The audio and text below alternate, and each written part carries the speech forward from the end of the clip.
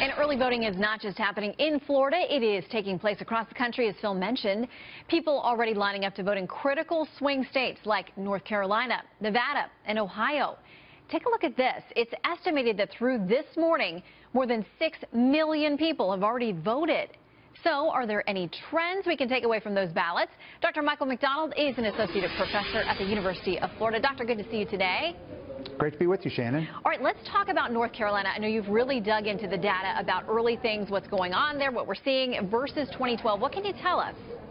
Well, there are a number of states like North Carolina that give us a wealth of information about their voters. And so in a state like North Carolina, we have party registration, so we know the party registration of people who have voted in this election, and we can make a comparison to 2012.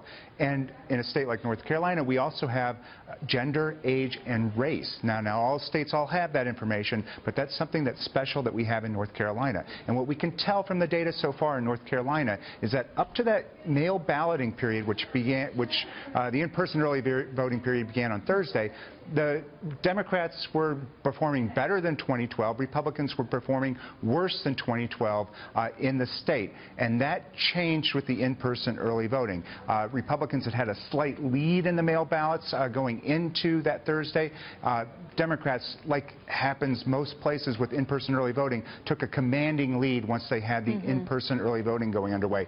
But the numbers were not as strong for the Democrats as they were compared to 2012. Now, some of that has to do with what's been widely reported, the reduction in polling places that led to long lines in some counties that are Democratic counties in the state. What we may see later on, because the number of polling locations will increase later this week going into next week, is that we should see greater increase of early voting. And this is a critical time for the Democrats. Their voters like to vote in person early if they're going to vote early, and if they don't show up at the numbers that they did in 2012, that will be a troublesome sign for the Clinton campaign. Okay, so a big Senate race in North Carolina, along with the presidential race. The same thing in Nevada. That's another critical state. How are things looking there?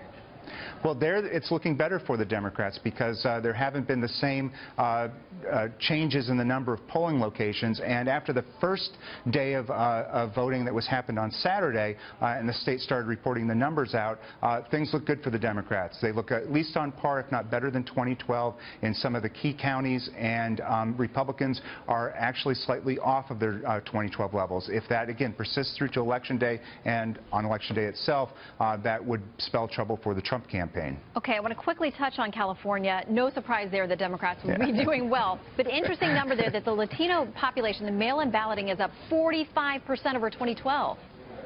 Right. Now, you expect that in some respects because the Latino population is growing. They're also aging, so as people become older, they become a more likely voter. So some of that increase is expected, but to see that number, that much of an increase in California, may bode well for the Clinton chances, as we're seeing in places like Arizona and, dare I say it, Texas. Interesting to see it as a toss-up these days. All right, Dr. McDonald, thank you very much for your insights. Good to see you. Great to be with you.